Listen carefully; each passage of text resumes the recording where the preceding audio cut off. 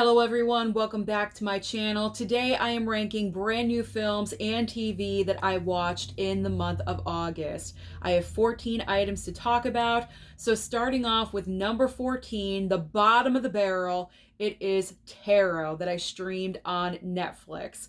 Now, this movie was made for beginners, like taking baby steps into the horror genre, because if you're a seasoned horror watcher of a good solid decade or two, a movie like Tarot is not going to scare you. All this movie does is heavily rely on jump scares. I feel like every other scene was a jump scare. It wasn't even a really creepy scene. It could have just been someone walking into a room and there's a jump scare. They used a jump scare all the time. And that is something, that's a trope in horror films that is so overused these days. People just need to start getting away from the jump scare and getting a little bit more creative with their writing, because the jump scare is just so overused. It is played out. And not only that, this film is extremely repetitive. Not only did they do it once, but they did it twice in this movie. At the very beginning, with the one girl reading the tarot cards for every single one of her friends, and then the killings that happen throughout the duration of the film over and over and over again. So repetitiveness and also jump scares. We got to get away from that. So those two elements equal not such a good movie. And I got to be honest, there was one point I was kind of bored with the film. I started scrolling on my phone and then I realized what I was doing. And I said, what am I doing? I have to talk about this film. So I had to stop myself. But it's very easy to just distract yourself with a film like Tarot. So I'm happy I did not purchase this. I'm happy I made the right decision and I streamed it and I saved some money. All right, moving on next to spot number 13. It is Space Cadet that is on Amazon Prime. Now, this movie came out 4th of July weekend.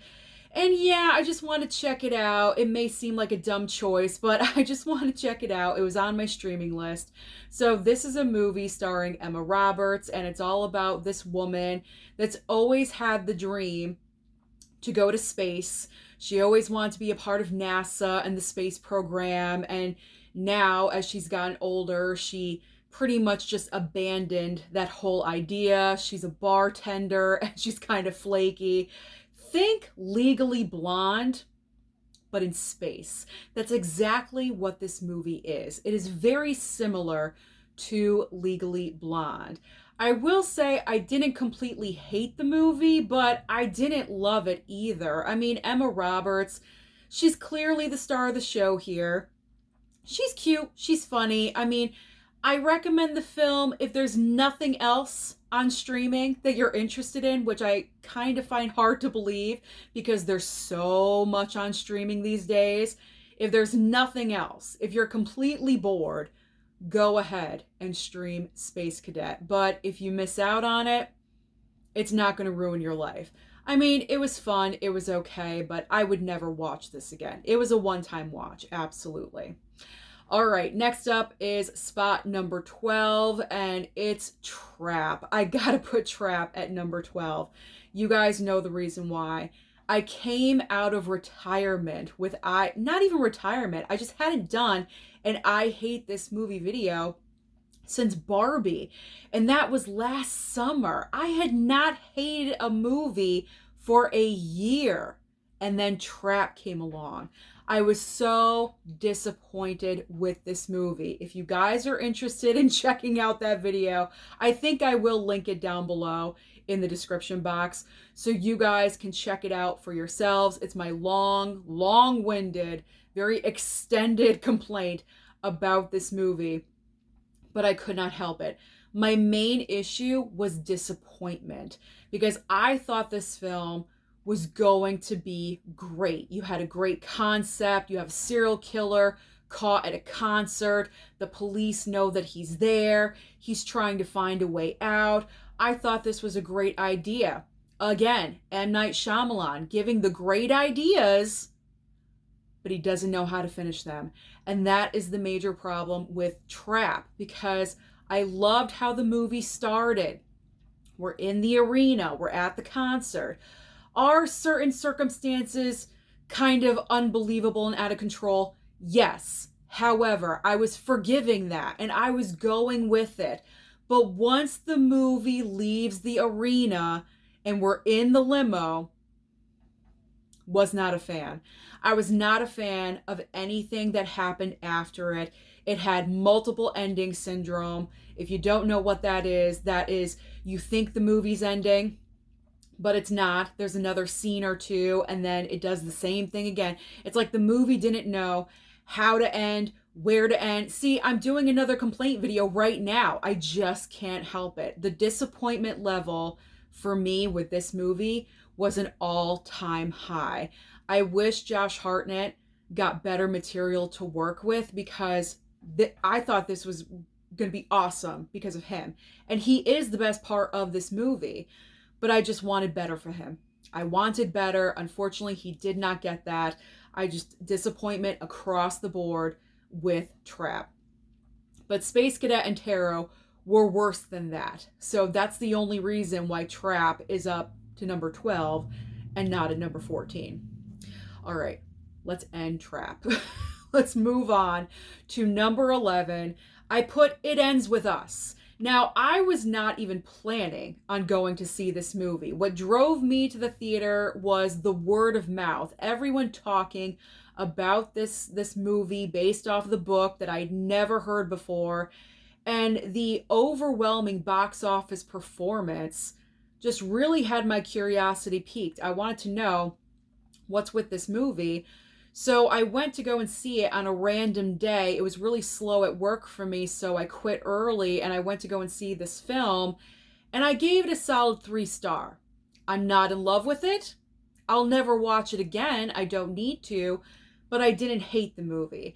And I feel like what worked in my favor was that I did not read the book, because I feel like a lot of people, a lot of fans of the book that went to go see the movie were very disappointed with how the movie turned out, because from what I've heard, and I could be wrong, but from what I've heard online with, social media sources and things like that, is that people that have read the book have mentioned that the movie leaves out a lot of stuff from the book. So because of that, that worked in my benefit. I just went in blind and accepted the movie for what it was. I do give the film credit for, and obviously the book, because it addresses this, but the entire issue of domestic violence and having, educating about that and bringing awareness, that I can appreciate about the film. But I don't need to watch this movie again. I've seen it. I'm good. I'm done with it. It's not going to change my life, because I've never experienced violence in that way. I've been very blessed. But I can see how this film would be very important to survivors and anyone that's dealing with this kind of situation. And I went to go and see this before any of the Blake Lively stuff was coming out, before I ever did that video. I hadn't even thought of that video when I went to go and see this movie. So, it's a solid 3-star for me. Didn't love it, didn't hate it. It lands at number 11. All right, now breaking into the top 10.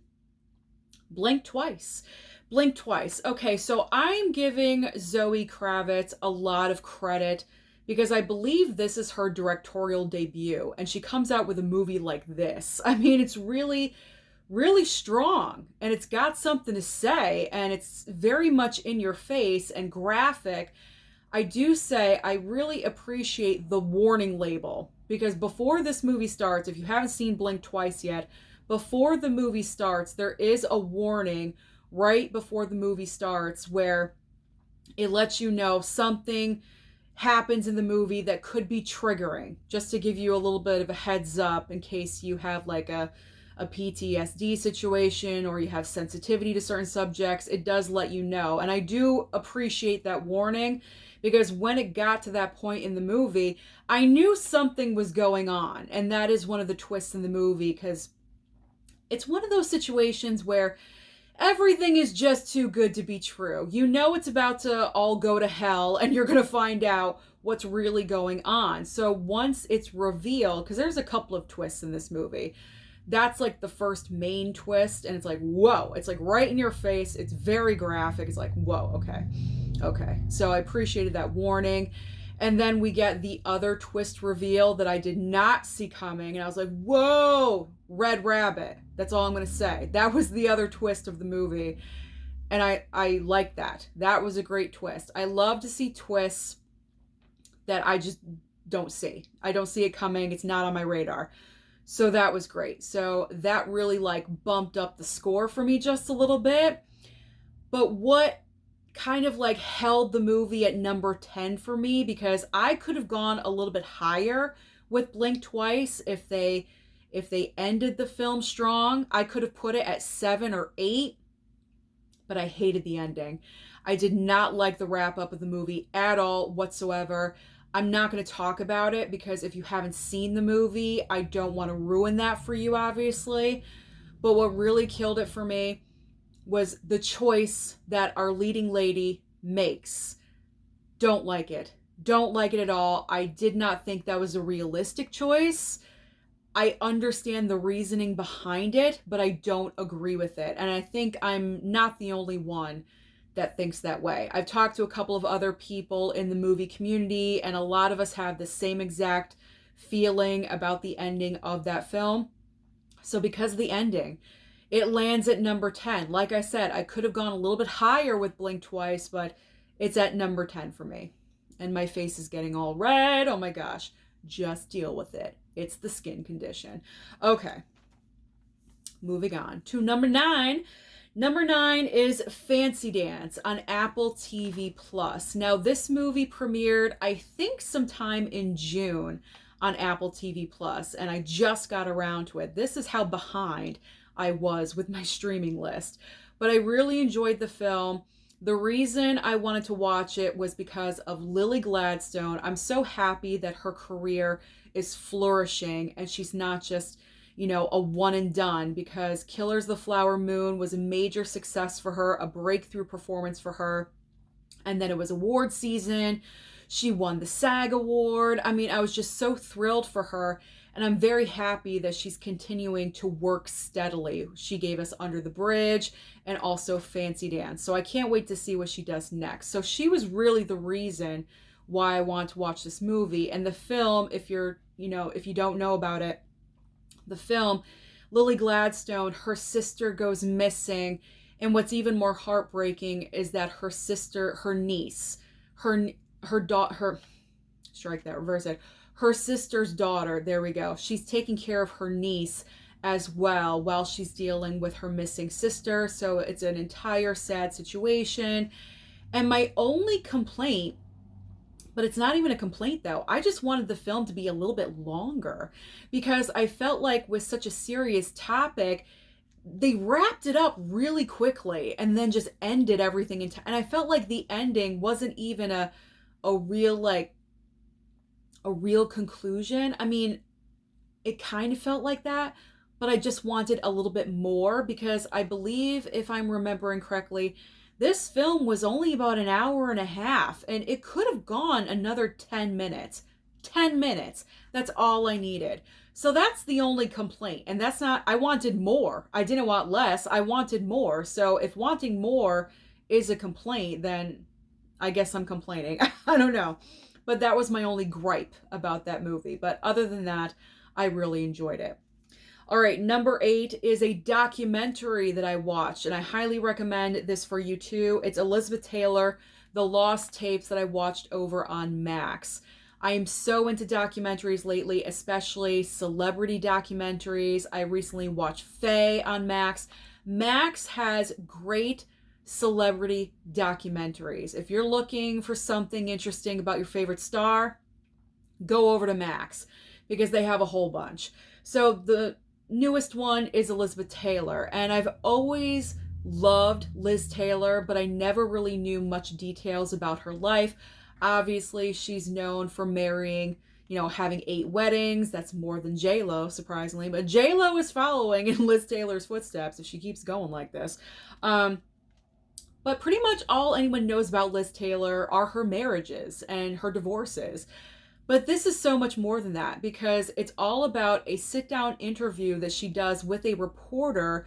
These lost tapes were found. So, how the documentary is presented is that you have clips of her films from her life, from, other films and things like that.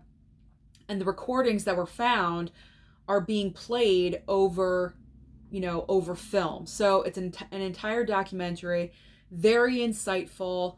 I just loved it. I loved it so much. So if you love Liz, if you love documentaries and celebrity documentaries and information like that, then you would really love this as well. You understood that, right? That was hopefully my little jumble of the video. All right, you know how it is. My face is just getting so bad. I'm very insecure about that. That's why I'm jumbling. Okay, Number 7. Number 7 is A Quiet Place Day 1 on Paramount Plus. Now, I have a couple of repeat watches at 6 and 7, and I put those at 6 and 7 because I'd already seen them once in the theater, so these are repeat watches. I still think they're great movies, and that's why they're higher on the list. So, A Quiet Place Day 1 at spot number 7, just making sure, at spot number 7. I still enjoyed the movie. I still really enjoyed the movie, and my mom really wanted to watch this because we are both major fans of the first 2 A Quiet Place films. But my thoughts about the film still stand. I feel like, and it's a great concept because obviously with aliens like this landing on the planet, it's not just one family that was affected by this. The world was affected by this. So I think it's a great idea moving forward in the franchise to focus on different people in different parts of the world. And that's what they've started to do with the 3rd entry of the franchise. But there was just something missing. I feel like it was John Krasinski. John Krasinski wrote and directed the first 2 films, and obviously he starred in the first movie. And I feel like his golden touch was missing from this film. I feel like if he was more in, because I think he was a producer on day 1, but you need him in the director's chair. I just feel like he was really the missing piece of this film to just bring a little bit more to it. I felt like the basic idea and concept of the film was just a little bit too plain, and it could have been reworked somehow, some way. I mean, I get the entire intention of going for pizza. Like when I talked about it before, when I first saw it in the theater, I was like, pizza? I was like, that's a stupid idea. But I get it.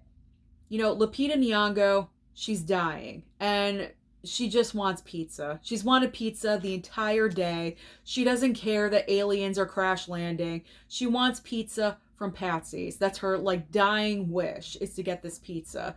And I love how her and Joseph Quinn just have this caring about our fellow man relationship. They don't know each other, but because of what's happening, they help each other. They bond with each other. They have a few funny moments with each other. A last dose of humanity, if you will. And then, what happens in the rest of the movie. And so it's grown on me, but still the missing piece, I think, is John Krasinski. So moving forward with this franchise, I really want them to go off and explore different areas of the world with different people. We could have A Quiet Place movies for the rest of our lives if they do that, because there's so many things that you could do. But we need Krasinski back in the director's chair. So I really hope going forward that is what they choose to do. I hope that's what he chooses to do, what he wants to do. I get it. He wanted to do If. Okay, I get it. You want to go off and do something different, but let's go back to A Quiet Place. So, and plus the cat. I'm still calling bullshit with the cat, okay? The cat not making any noise. I don't care if it's a service cat or not. I own 2 cats, okay? There's no way that I would be able to walk through a subway full of water, fully engulfed with my cat, and it's not going to scream or make a noise or hiss or do anything. That's ridiculous. That is beyond ridiculous. So that's the part of the movie that I really could not stand. I could not stand. I think if I remember, I gave day one 3.5 stars, and I'm sticking with that. I am. It's not a perfect movie, but 3.5 stars. That's fine. That's fine. All right. Number 6. Let's just move on. Number 6. Kingdom of the Planet of the Apes on Hulu. So I didn't want to wait for the physical media. Even though I just received the 4K Steelbook, I streamed it over on Hulu when it first debuted, I think August 2nd. And my parents, they like the Apes movies. We just watched the entire Caesar trilogy for me to prepare to go and see Kingdom of the Planet of the Apes. So we were all caught up with all the recent Apes movies, and we all enjoyed this one as a family. I do have to say, the one main complaint, and it still stands, same with day one, is that with the Apes, the movie is long, and I feel like you gotta cut it somewhere, but I don't know where you would cut it, because I feel like everything with the movie is important, but it's long, like it's overly long, but I don't know where you would cut it. That is just the one like negative piece. Like maybe it takes too long, like right in the beginning of the movie, but it's like that's where you're setting everything up. You're setting the scene, you're setting up the characters and everything. So you can't really cut that. It's just, I don't know. It's just a long movie. So I guess that's my one complaint. But still a great movie and still a great watch. It's at number 6. All right, now breaking into the top 5. And this may surprise you, but at number 5, I am putting Horizon, an American Saga, Chapter 1. I streamed this on Max. And the reason why I say it's going to surprise you is because clearly this is a 3-hour Western. And I am not the biggest fan of the Western genre. However, I'm trying to be more open-minded when it comes to that. I just watched The Gunfighter Criterion. Really enjoyed that movie. I just picked up The Shootist at Barnes & Noble. So I am trying to get more into it. I have been watching more Westerns lately. And I've heard a lot of reviews about Horizon saying it is a great movie. It's unfortunate with what happened with Chapter 2 getting pulled out of theaters because not enough people saw Chapter 1. So maybe my streaming contribution on Max will help out with Chapter 2. I don't know. But all I can say, did I enjoy it? I did. I did enjoy it. I mean, Kevin Costner, you don't even see him until the first, hour of the movie is over. And then just random, my mom was sitting there like, where's Kevin Costner? I'm like, an hour in, Ma. I don't know. We still got like 45 minutes. She expected to see him right off the bat, which of course everyone expects that because he's the star, he's the director. Did he write it too? He might have, I don't know. But it's a story with a lot of people. There's a lot of characters involved in this movie, and that may be one of the drawbacks is that we're following too many characters in this movie, but we have another 3 chapters to go. We have Chapter 2. I heard we're getting Chapters 3 and 4. I'm not really sure if that's going to happen anymore because with what's going on with Chapter 2, but all I know is I enjoyed Chapter 1. I really honestly did. And so I'm hoping there was a great tease at the end of Chapter 1, setting up Chapter 2, giving clips and things like that. So I'm kind of hoping Chapter 2 comes along because I enjoyed Chapter 1. It surprised me. It really did. And it was the first movie of this year that kind of had that epic feeling. I'm not saying it's going to get nominated during award season, but if it did, I wouldn't be surprised if it did. I'm not saying it's going for the Oscar or anything. It could. Maybe it could. It is Kevin Costner. The Oscars like him. I don't know. But the movie had an epic feel. And it's really the first film of the year to make me feel that way. At least that I can remember. So we'll see. We'll see what happens with that. But I enjoyed it nonetheless. All right, let's move on to 4th place. And that is Young Woman and the Sea on Disney+. So this past week, the parents and I, we wanted to watch a true story. So I recommended Young Woman and the Sea. And this movie delivered because I love an inspirational true story. And that's exactly what this film is. Young Woman and the Sea is so underrated. This movie just, no one saw it. And it's just so unfortunate because it went out to theaters, and even I am guilty of this. I kind of just wrote off the movie. I said, yeah, I'm not going to go and see that. I should have. I'm going to try to work on that. I'm not going to dismiss movies like that. I shouldn't do that because this film was just really, really inspirational. It's about the first woman to ever swim across the English Channel, Trudy Ederle, if I'm remembering the name correctly. Trudy Ederle, played by Daisy Ridley from Star Wars. She gives a great performance. It's just such an incredible true story. And a story like that deserves to be told. The script was great. There were a little bit of comedic moments, lighthearted moments here and there, but mainly focused on the main objective of her swimming across the English Channel. I mean, this would be a great double feature with Naiad. I mean, incredible. If you want two stories back to back like that, like instant double feature, it'd be amazing. So, incredible true story. I highly recommend you watch this. Stream it on Disney Plus. If you have the streaming service, please, please watch it because it deserves to be seen. Incredible movie. We all really enjoyed it. My mom was going nuts. She was clapping throughout the entire movie. So it's definitely Mama Blu-ray approved. All right, top 3. Here we go. Number 3 is Strange Darling. So when it comes to Strange Darling, I'm not going into a full-on detail about this movie. I'm going to be as quick and as vague as possible because this film is playing right now and I want you to go and see it.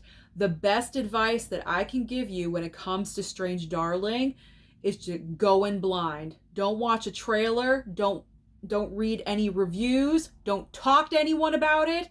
Go to the movie theater, buy your ticket, reserve your seat, sit down, and embrace what you're about to watch because it's crazy. It's crazy. It's sexy. It's weird. You got a freaky breakfast scene in there, and you're not prepared for what is about to happen. And that's all I'm going to say. I will say, though, that guaranteed Strange Darling is going to be in my top 10 horror films of the entire year. Possibly the top 5, because this movie was just so good. Don't miss out on it. Run to your local theater. If it is playing at your theater, go and see it. Go. Support smaller movies because you're going to miss out if you don't see it. If you love horror films, you got to go and see it. All right, enough. Have I plugged for Strange Darling enough? But I'm serious, though. It's an awesome movie that deserves to be seen. All right, runner-up. What do you think is the runner-up? Well, it's a TV show, believe it or not. It is The Morning Show. Now, this show is not brand new. It's streaming on Apple TV Plus, by the way. The Morning Show is not a brand new show, but it's new to me because I ended watching one show that I was binging, so I needed another one. And The Morning Show was always a show that I was hearing about. It's consistently nominated during award season for Emmys and things like that. So I was like, you know what? Let me start watching The Morning Show. I'm obsessed. I am totally obsessed with this show. The first episode hooked me in right away. What's brilliant about this show is that how the show works is that they're tackling topics that are happening in real life. So season 1, the show begins and the entire season revolves around sexual harassment. And that's when the entire Harvey Weinstein and Me Too movement was happening in real life. And then season 2 was getting into coronavirus issues. And that's exactly what we were going through at the same time. So the program is playing out with real life issues that we're dealing with. And I just think that that's such a great, brilliant idea. And the writing of this show is so good. It's incredible. These episodes are like an hour long. They feel like 15 minutes. I mean, I'm just engaged in every single episode that's happening. I'm hooked and I'm there. Jennifer Aniston is so amazing in this show. She really is. She's the co-lead along with Reese Witherspoon. She is so good. I was very afraid that when Friends ended, and that was a while ago, but I mean, it would have been easy for Jennifer Aniston to have been placed in a little bubble of Rachel Green, and no one is going to give her a chance and have her play anything outside that character. But the character that she plays on the morning show is nothing like Rachel Green. She is a strong woman that knows what she wants, and she fights for it in every single episode. She's a bitch. She really is a bitch, but a good bitch. She's a bitch in a good way. And I love her. Absolutely love her. Reese Witherspoon is great as well. She's another strong female character. And then you have Billy Crudup. I love him. He's one of my favorite characters. The way he plays the CEO of the entire company is just so good. It's delicious. And there's a reason why he's won awards, because the little tweaks that he does with the character, the way he says things is brilliant. So if you have not seen the morning show, if this sounds like something that you would enjoy, please start watching it because it's just so good. There's 3 seasons. I'm in season 3, episode 3. I'm going to start. So I'm almost done binging the entire series so far. There is another season coming, but we don't know when. I think it's going to be after the election though, because I think they want to tie in the entire presidential election, which of course makes sense. So I do highly recommend the morning show. All right, so what is my number 1 favorite? Alien Romulus. Alien Romulus had to be at number 1 because this film was just so good. I love the first 2 Alien movies. Aliens is my favorite, and then Alien. And if you love the first 2 movies, then you're going to love Alien Romulus. And that's what everyone has been saying, because people that really enjoyed Prometheus and Covenant didn't really care for Romulus. Well, I don't care for Prometheus and Covenant. I thought they were boring. I thought they were very difficult to understand. I want a basic alien story. And that is what Fede Alvarez delivered to us with Alien Romulus. The practical effects, thank goodness he went practical. The practical effects in this movie looked absolutely amazing. It was just so well done. You got scared, you got nervous. They tried different things. There was one part of the movie, I'm trying not to spoil anything, having to deal with acid and gravity. I thought that was brilliant and amazing. I'm surprised no one had used that. I don't believe anyone had ever used that yet in the Alien franchise. And I thought that was so brilliant. That was such a great scene, and tension was high, and loved it. It was not perfect though. It wasn't 100% perfect. I wish it was, but it was almost perfect for me. There was one part, there was a quote that was used, an iconic quote that I didn't really care for, and that was cringy. Very, very cringy. And there was maybe like one other moment. There was a certain character I just did not care for. I wanted him to kick rocks right away. He was so annoying. I will say I kind of wish that there were more people aboard the ship, because there was really like 5 like main characters. I wish we had 2 more, because a couple are going to survive. There's always a survivor. Come on. A couple are going to survive. So we need some more kills, So I wish there were a couple of more people on board to sacrifice, because I want more carnage. So that would have been nice for me. But also the age group.